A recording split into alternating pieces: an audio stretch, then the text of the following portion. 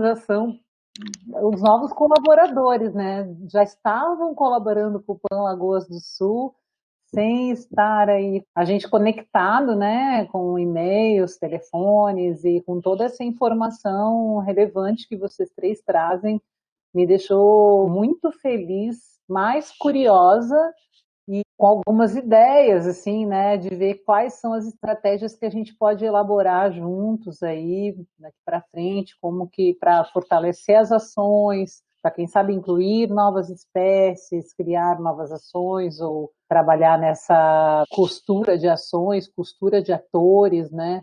Acho que isso vai merecer um segundo, terceiro, quarto encontro aí, se não for aqui outros diálogos, né? Outros espaços para a gente continuar seguindo esse diálogo. Uma coisa que eu queria dizer, assim, que nas três apresentações, as ameaças citadas são ameaças que foram identificadas, né, no processo de elaboração do PAN.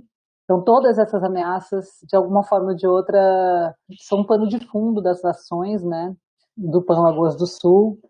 Então, temos aqui, acho que destacar também a importância dessas informações técnicas como subsídios, né, para embasar a execução das ações, né, como, por exemplo, a criação de unidades ou de novos espaços, né, adote uma poça, né, que o adote o jardim vai virar um adote uma poça, adote uma lagoa, adote um banhado, adote um charco, como assim que os charcos estão, né, bom, claro, a gente já sabe, estão super ameaçados, pensar em campanhas, né? Eu acho que a questão da comunicação e da educação, através da educomunicação, é muito importante, né? Ir além dos espaços da academia, né? Da pesquisa, ir além das agências, dos órgãos governamentais ambientais e chegar à sociedade mesmo, né? Eu acho que o PAN, ele tem também essa característica de fazer essa interface, colocar as ações, colocar a pesquisa, colocar as espécies ameaçadas, as ameaças em foco, né, e dizer, gente, a gente tem um objetivo em comum e esse objetivo está sendo apoiado pelo governo federal, está sendo apoiado por múltiplas setorialidades, múltiplas instâncias, tem pessoas, acho que o importante foco, né, do PAN Lagoas do Sul, ressaltando que a gente foi em busca de governanças próprias nos territórios, porque uma coisa que acho que foi o Alexandre que citou, que as ações, elas precisam de pessoas, até o que o Luiz falou também, as ações elas precisam de pessoas, inclusive o ideal seria que de múltiplos atores para que elas consigam se desenvolver, né? Não é o ICMBio que faz o PAN no sentido prático da coisa, são os agentes que estão nos territórios. E quanto maior o poder de governança, né, maior a estratégia local, melhor vai ser o resultado, né? E quanto maior a interface também, a aderência entre diferentes atores para promover as trocas de saberes, para um traz uma informação que o outro não tem e aí se liga e contribui muito, né, para que a ação seja executada e o sucesso dela seja efetivado. Então a gente tem muita carência, mas eu acredito que a gente tem uma articulação relativamente boa, que precisa crescer sempre, né? E é muito bom ter vocês e todo esse conhecimento sendo agregado agora para o PAN. Então, para contribuir, de repente, a gente pode ver depois, né, quais ações e quais as nossas estratégias, ideias são muito bem-vindas.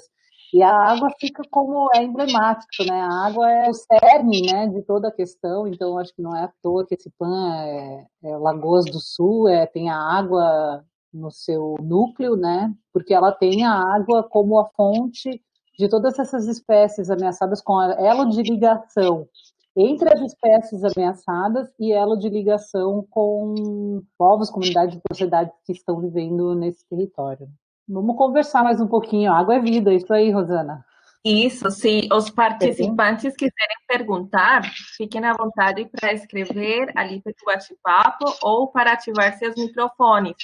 Ali o Antônio Augusto Ugaretti escreveu, valeu, muito bom. Temos que rever muitas coisas no licenciamento da silvicultura, pois com o novo Código Ambiental, porte mínimo é um cadastro apenas. Não há vistorias e muitas áreas serão convertidas por falta de instrumentos de proteção. Se alguém quiser perguntar...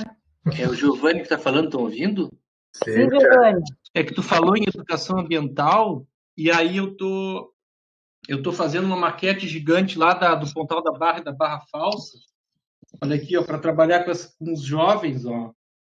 Tá, isso aqui é a Ah, maquete, que ó, o Pontal e beleza, aqui a barra falsa. certo, E olha tudo só. aqui vai, né, com o EVA, isso aqui vai em cima do mapa gigante da América do Sul de 5 metros, e aí a gente vai trabalhar todos os biomas da América do Sul e trabalhar a questão dos rios voadores, né, que é aquele processo ecossistêmico de formação das chuvas na Amazônia que vem para toda a América do Sul, né, pelo menos até Buenos Aires. E aí eu me inspirei muito agora na fala do Tosetti, né, que fala da conexão entre os ecossistemas, que está tudo interligado, e a questão dos rios voadores, a dinâmica de circulação da umidade na América do Sul, ainda conecta todo o continente.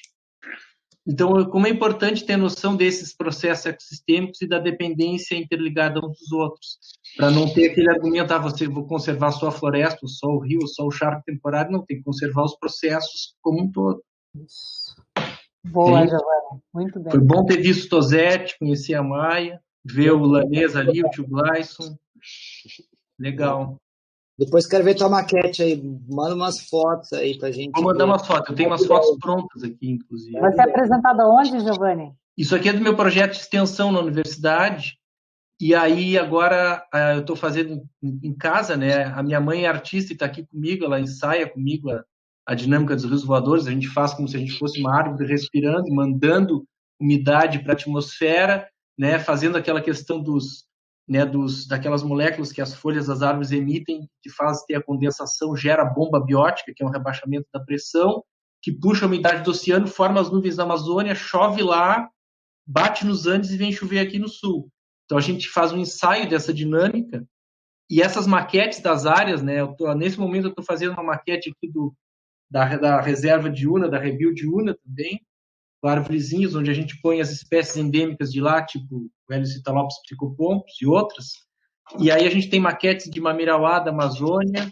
Estou fazendo outras maquetes para poder ilustrar para o pessoal a biodiversidade que depende desses processos ecossistêmicos. Então está sendo bem legal, assim, estou num momento lúdico, muito bom, Bom, né? E aí parabéns eu aí. vou mostrar para vocês isso, claro. Manda para o Pan Lagoas também. Parabéns, sucesso aí, que vá muito adiante essa nuvem de rios voadores aí.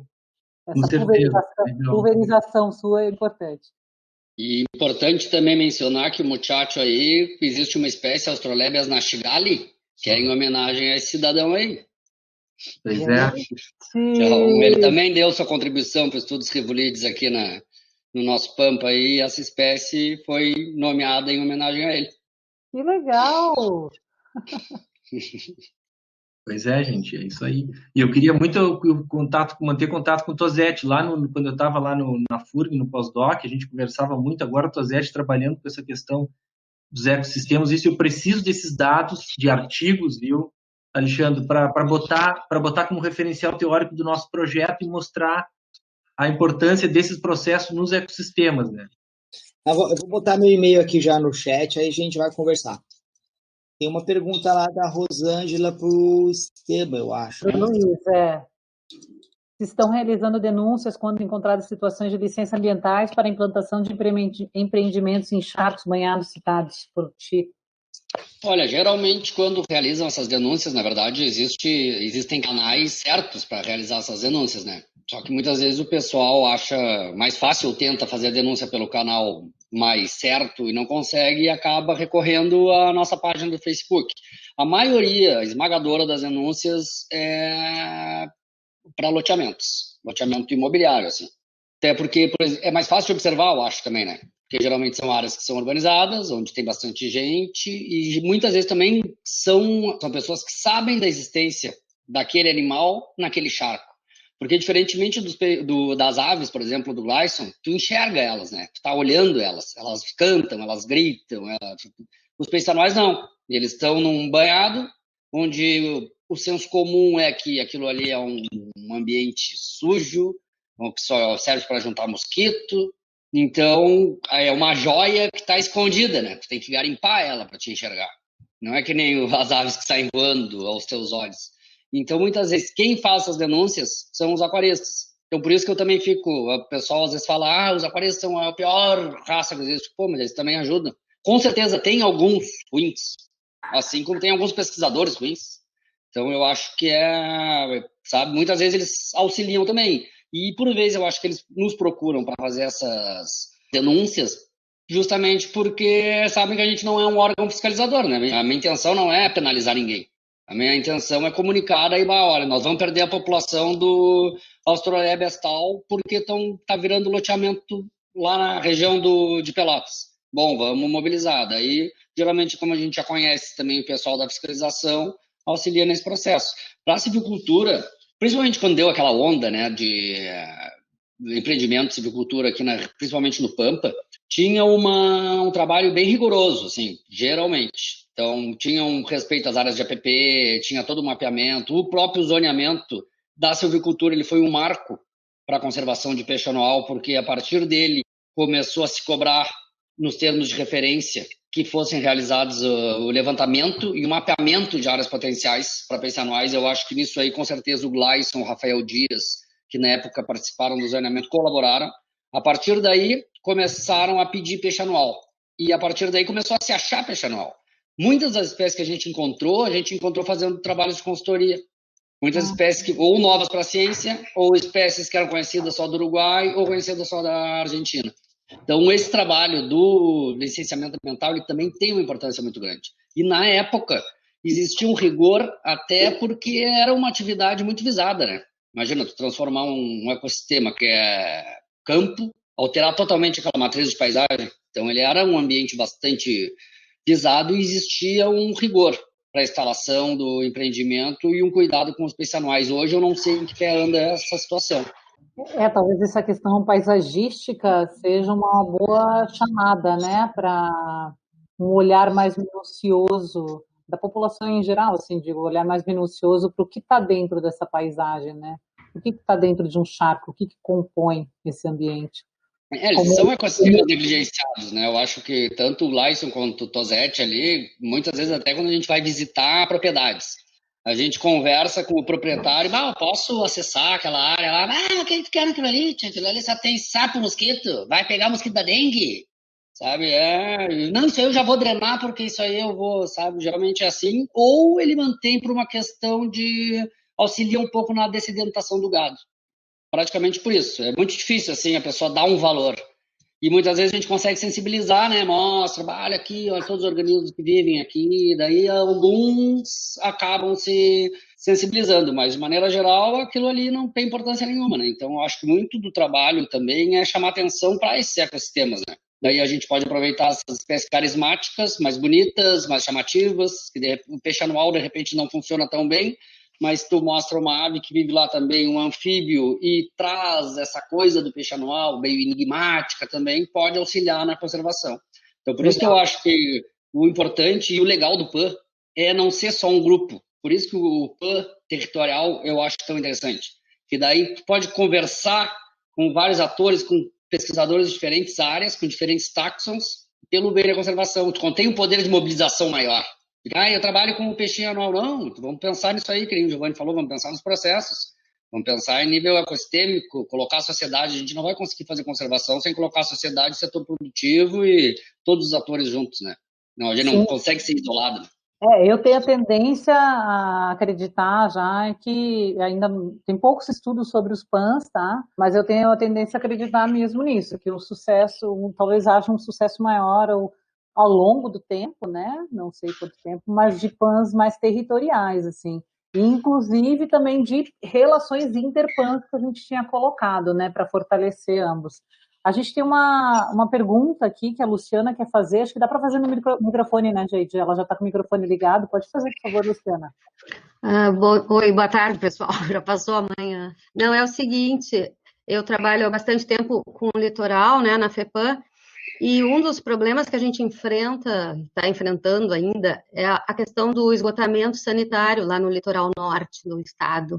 E a minha ideia que eu queria perguntar se vocês têm assim, já efeitos de problemas na fauna, na flora, de problemas que o esgotamento sanitário possa estar gerando, se tem alguma coisa que o monitoramento já mostra, porque as lagoas lá do litoral norte, embora elas não sejam permitidas o esgotamento nas lagoas, né, se sabe que já tem muito problema de infiltração subterrânea.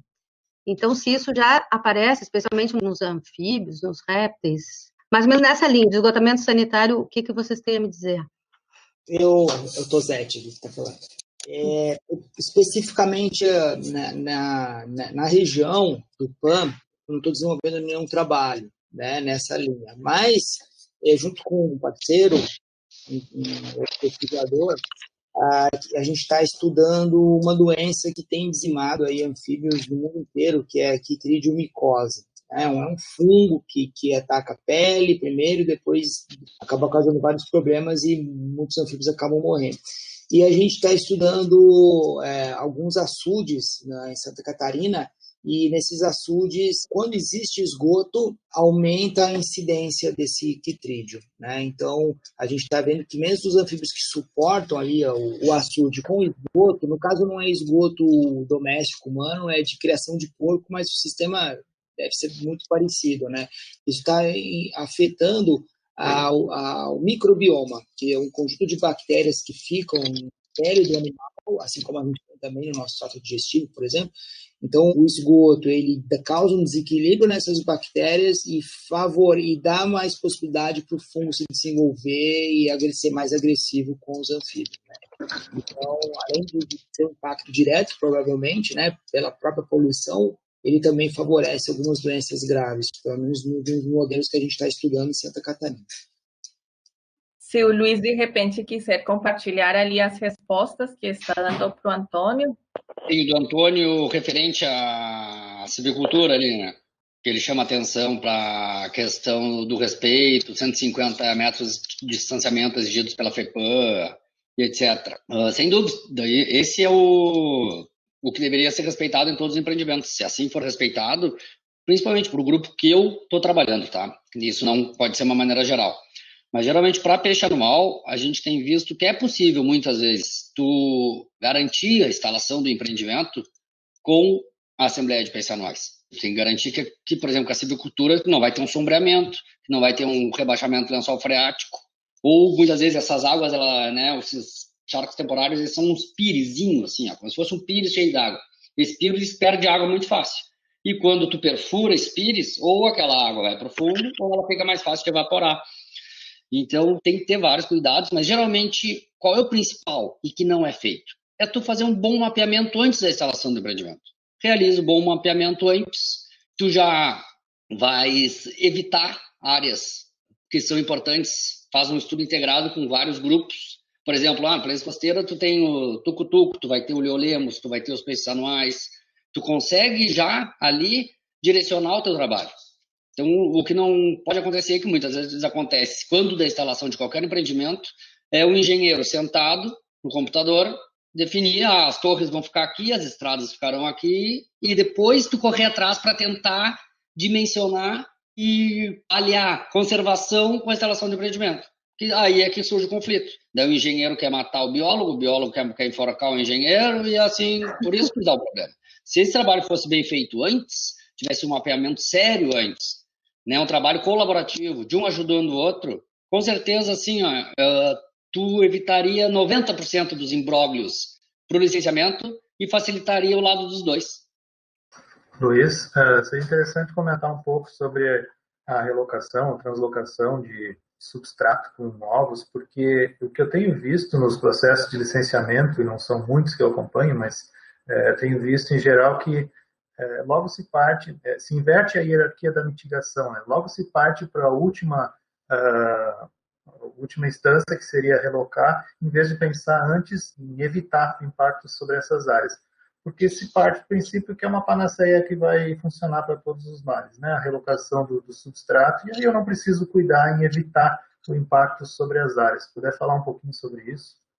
Sim, para quem não conhece, os peixes anuais, né, ele tem esse hábito de são ambientes temporários que passam secos boa parte do ano. Os ovos dos peixes anuais, no entanto, eles estão depositados no substrato. Então, se tu retira aquele substrato e coloca num outro lugar, lógico que não vai mandar para uma outra bacia, para uma outra drenagem, para uma outra paisagem, área próxima, mas evita, por exemplo, a estrada vai passar bem pelo charco tal. Se tu consegue colocar aquele charco para o lado, não tem mais o que fazer, é uma medida que já foi adotada, por exemplo, BR-116, BR-392, parques eólicos, e funcionou. Mas era assim, era questão de não tinha o que fazer.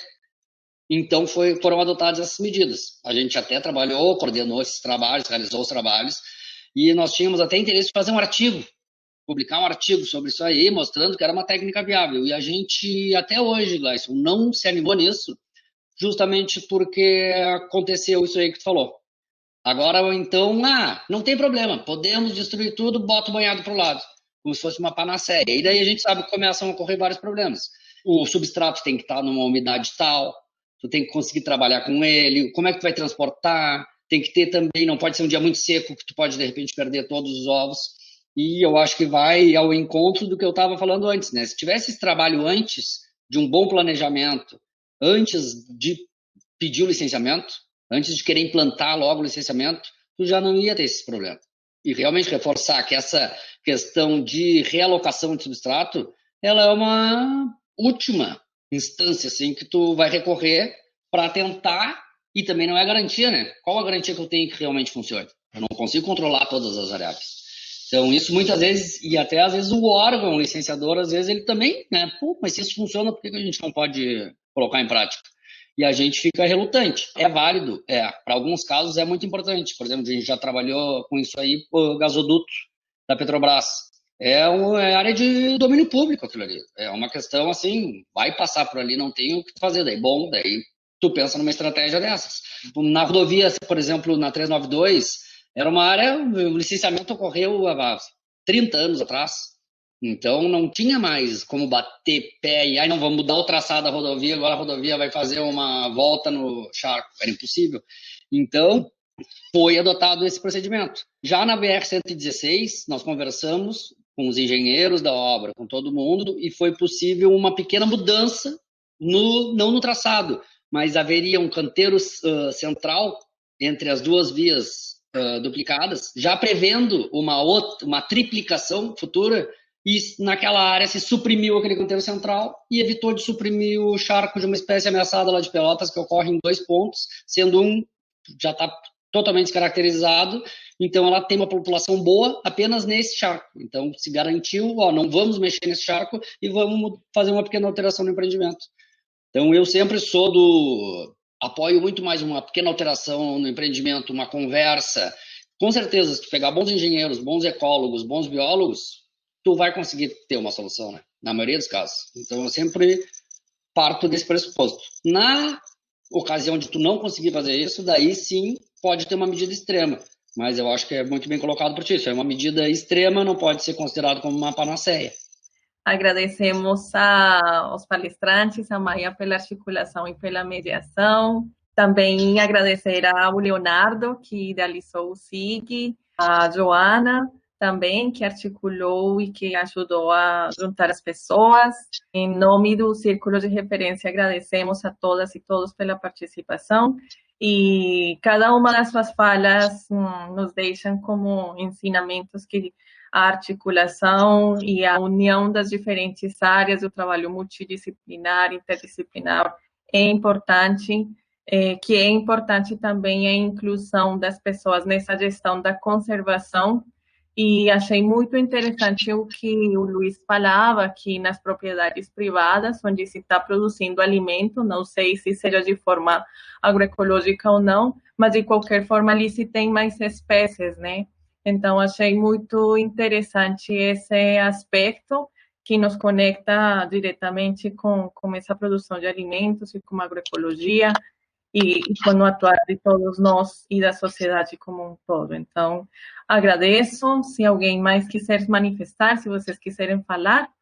Se não, a gente dá por encerrada a webconferência e até uma próxima oportunidade. Não esqueçam de registrar sua presença. O código do SIG é 2021 e o link para o registro é ali o que aparece do RUT RNP. Agradecemos. Boa tarde a todos. Obrigado. Boa tarde, obrigado. Obrigada, Geide. Obrigada por todos os palestrantes, pela Ação Círculo, por esse SIG maravilhoso. Estamos aí à disposição de fazer novas conexões com o PAN Lagoas do Sul. E aí a gente segue fazendo os encaminhamentos, depois vou entrar em contato com os palestrantes novamente. Obrigada, Graciela.